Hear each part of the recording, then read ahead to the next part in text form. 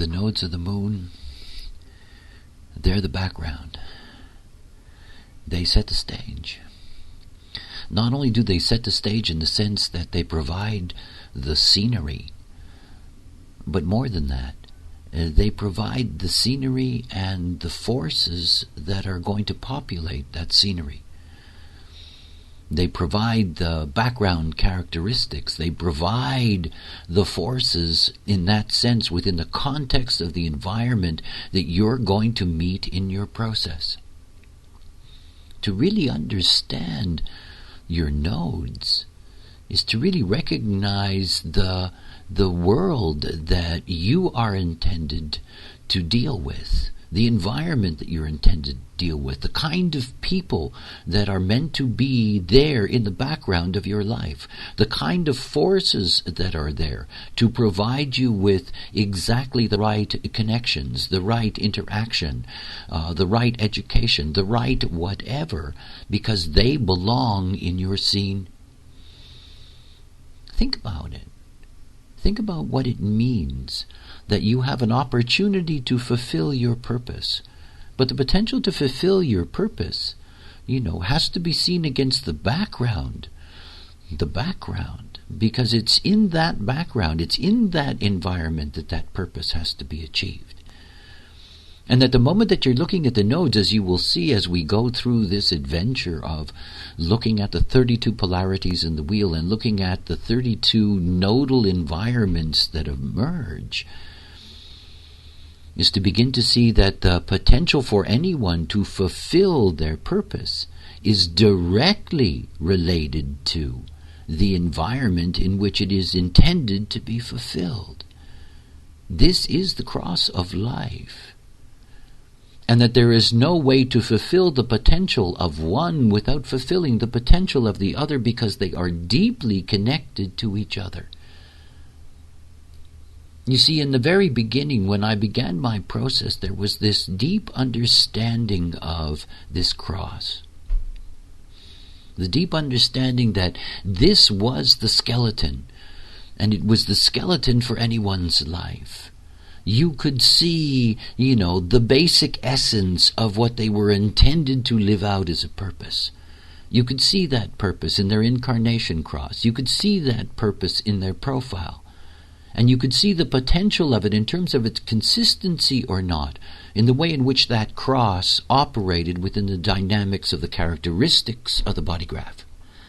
But more than that, by understanding the nodes, by understanding this scene that is being set, the stage upon which this purpose can be fulfilled, you could immediately hone in directly to the essence of what this life was intended to be about, and who was supposed to be there in this life.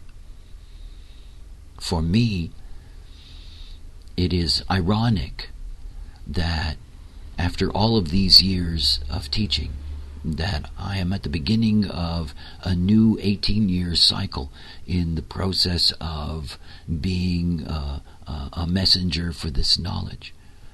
That at the beginning of this new cycle, I return to the most fundamental teaching that I brought at the very beginning of my career. And it's not in any sense a going backward. I can see so clearly how this is the beginning in a spiral. It's a new beginning, because today, with the depth that we have in the knowledge of human design, with the deeper understanding that exists of the mechanics, and the ability through synthesis to be able to explain to others, their basic strategy, the secret and the accessibility of their inner authority, that now to return to this very basic concept is to come to the simple core of understanding our lives and our purpose. I have spent a lot of time discussing the Sun, Earth, and the incarnation crosses and the profiles.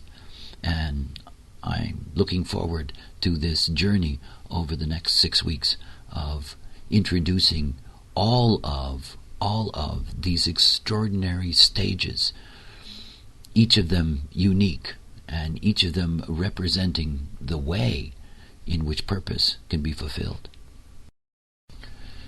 Where the Sun-Earth binary is directly connected to our Western tradition, the South Node, North Node binary is directly connected to Eastern tradition. And again, we have this classic example in this cross of life of the intersection of these two themes together. In the Eastern tradition, the South Node and the North Node have had a number of names. The head of the dragon, North Node, the tail of the dragon, South Node. But also, interestingly enough, at least in terms of my own name, the Rahu, R-A-H-U, and the Ketu, that is the Rahu as the North Node and the Ketu as the South Node. More than that, that Ketu is dead and Rahu is alive, from death through life to death through life. In other words, it is a continuity or a movement of the incarnative process. And not the incarnative process, but the incarnated process. In other words, the life process. And in this life process, in terms of the way in which we operate in analysis, we're looking at a number of things in design. And basically, the life is lost in what we call characteristics. And that the goal in life is to transcend characteristics and to find one's true role. Now, characteristics are the domain of the body graph. In other words, when you look at your design, what you're looking at are your characteristics, that is, your differentiated characteristics. And the whole challenge for you in your process, the only way in which you can leave or transcend the body graph and approach your purpose correctly in that sense, you have to deal with the characteristics. The whole theme of human design and the teaching of human design is that we teach strategy and authority in order for a being to come to grips with the power of characteristics in their life and to ultimately be able to transcend them by operating correctly as themselves. The reward for transcending your characteristics is that you find your role. Now, one of my favorite analogies or metaphors is that I like to use the concept of the movie. And if you're looking at characteristics, what you're really seeing is, you're seeing those beings who are in the frame of any scene but have no part. In other words, they are simply characteristics. They may be loud or slow, or, they may be this or that. They may be characteristics, but they don't actually have a role. These are the kind of people that never say anything in a scene. They're simply in the background. But the moment that you have, within the context of this metaphor of the movie, the moment that you have somebody, who is more than characteristics, in other words, they are given a role, it's only when you have a role that purpose is possible. When you look at any frame of any film, when you look at the background characters, you cannot imagine what their purpose is. You can't imagine their purpose because all you're getting is characteristic. You're not getting their role. And it's only through role that purpose can be achieved. Now, within the context of design, your purpose is found through the Sun-Earth binary. In other words, there lies your profile. And of course, in this profile lies the potential for you to be able to fulfill that purpose, because this gives you your true role in life. And this gives you the archetype or the generic of what your role is, and then you, as a unique, differentiated being operating correctly, can fulfill that role. But the nodes have a special function. And that the function of the nodes lays the dynamic for how you're going to move from characteristic to role, because they set the stage. And in setting the stage, literally they provide the background, the environment in which you emerge from your characteristics into your role. The cross of life, to fulfill your purpose, but the fulfillment of your purpose is done on a specific stage, through specific continuity of scenes. And it is this setting of the stage that the nodes bring. In 1992, when I first began to teach human design professionally, long before there were all of the various synthetic tools that have been developed over the years in order to make analysis something that is easier for anyone to be able to do and to be able to grasp, I began with the simplest construct that I had been given in my experience. And that construct had a name, and it was something that I taught anyone who wanted to go beyond having a reading. And it was called the cross of life. And this is not to be confused with incarnation crosses. It was just a term.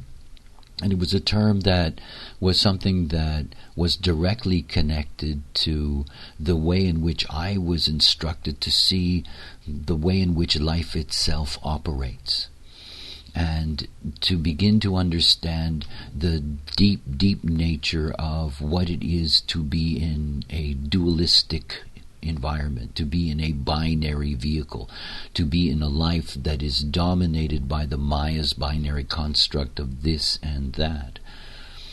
Now, there are several things that are interesting. The first thing that I'd like you to think about is that this cross is based on a kind of vertical and a kind of horizontal. And the vertical of this cross is the Sun-Earth binary, the Sun-Earth polarity. If you look at all the calculations in the chart, the RAVE chart, you will see that there are only two calculations that are automatically repeated and are opposites to each other. In other words, the Sun, Earth are always exactly opposite each other in the wheel, and the North Node and the South Node are exactly opposite each other in the wheel. They have a very, very unique relationship with each other. Very unique relationship with each other. As a matter of fact, the way in which the nodes are calculated, in other words, the nodes represent extremes on the elliptic of the moon in its relationship to, in fact, the orbit of the Earth around the Sun. It is the intersecting of these two lines of geometry that lead to the North Node and the South Node existing as points that we can calculate. There is this profound relationship between these two binaries.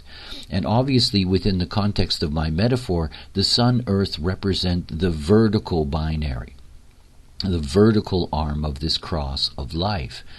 Now, what makes the Sun-Earth so significant is that the Sun represents 70% of our programming. That is, 70% of the density of the neutrino ocean that we live in, is generated millisecond by millisecond as a byproduct of the life and the fusion that takes place within the Sun. And so 70% of our programming, 70% of what we are, the very nature of what we call purpose, is rooted directly in this programming of the Sun to its mirror, to its opposition to the Earth. Now, intersecting that line of geometry, intersecting that consciousness stream, that vertical consciousness stream, is the horizontal movement, this horizontal elliptic of the nodes, the South Node and the North Node.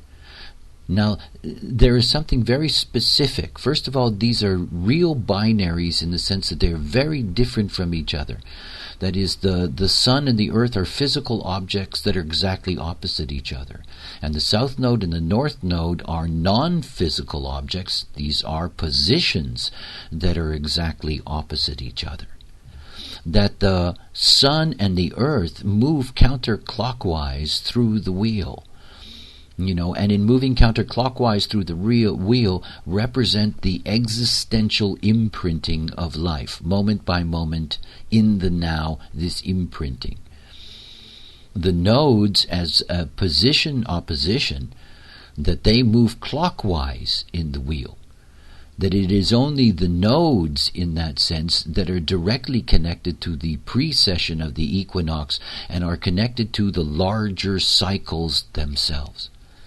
In the Hindu Brahmin tradition, the nodes by their very nature are very, very different from the other objects. And so here we have this basic structure, the cross of life, the programming, 70% of it, the Sun-Earth programming, and in that the role. And then we have this horizontal direction from south node to north node. And here we have the potential of the environment or the stage being set for life.